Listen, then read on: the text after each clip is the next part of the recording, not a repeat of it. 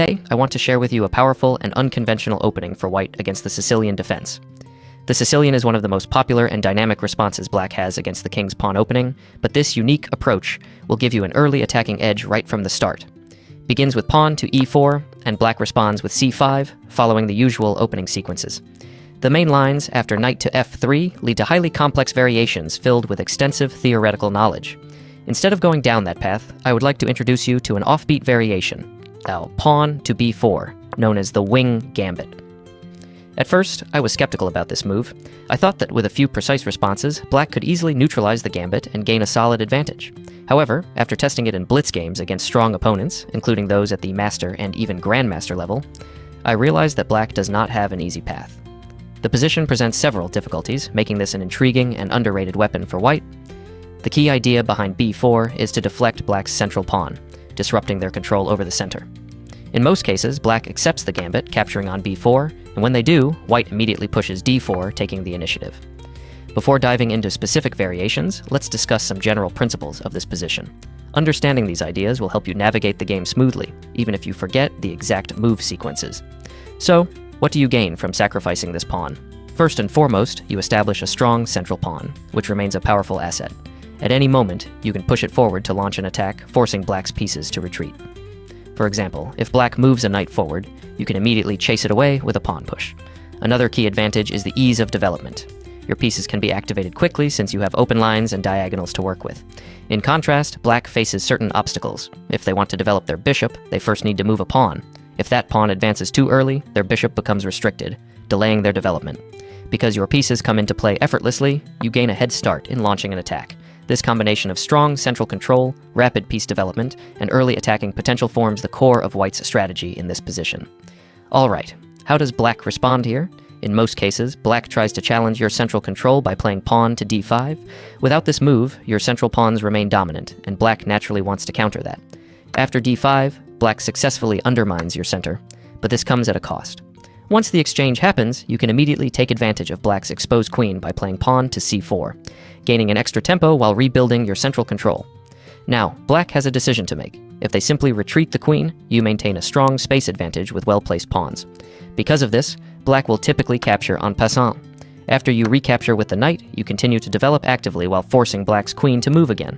Now, where does the queen go? If it moves to an active square, you have a strong response with bishop to d2, creating potential discovered attacks. To avoid this problem, black often chooses the safer queen to d8, placing it back in a secure position. At this point, you keep up the pressure.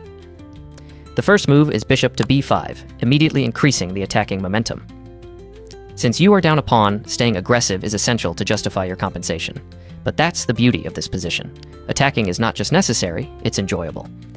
After bishop to d7, you continue with rook to b1, utilizing an open file as another hidden benefit of your pawn sacrifice.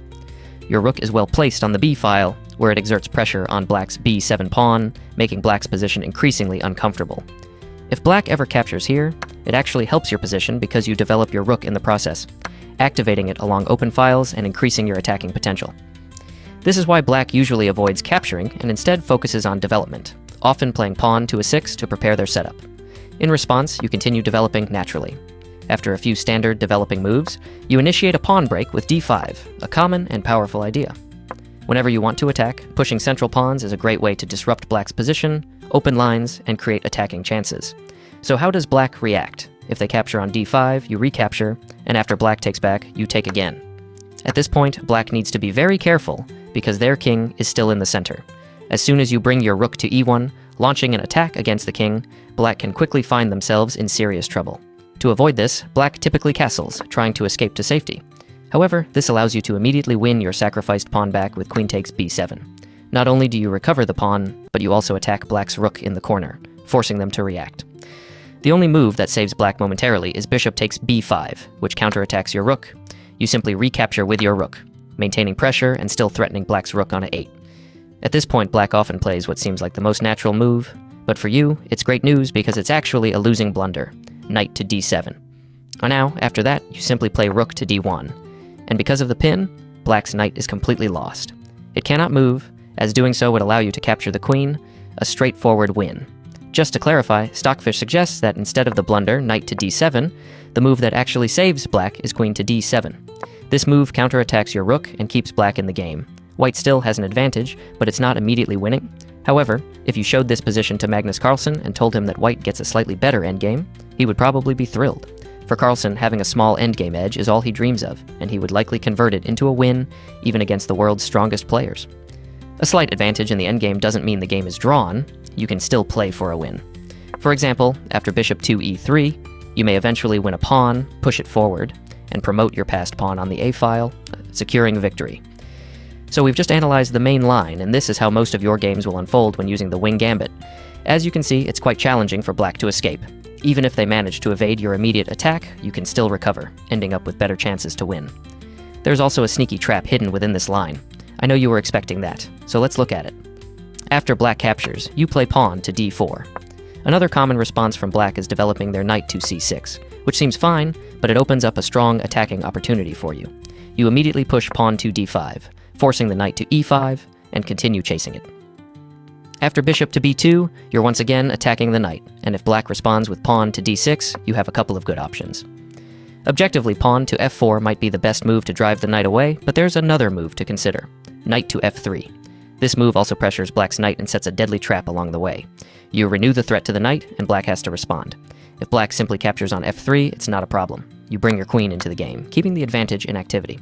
However, if black decides to play bishop to g4, pinning your knight and appearing aggressive, they fall into a powerful combination. You capture on c5 with your knight. Even master-level players sometimes fall for this trap, so you've got a good chance against even advanced opponents. Now you're sacrificing your queen, but only temporarily. After bishop to b5+, black has no way to cover the king without giving up the queen. At this point, you begin capturing everything. It's almost like a free-for-all for you, and black's position collapses rapidly. You take the pawn, then move to f7, checking the king. After king takes d7, you capture on d1, eliminating black's bishop, and on the next move, you take black's rook. And by now, you've completely dismantled black's army and are left with a significant material advantage, leading to an easy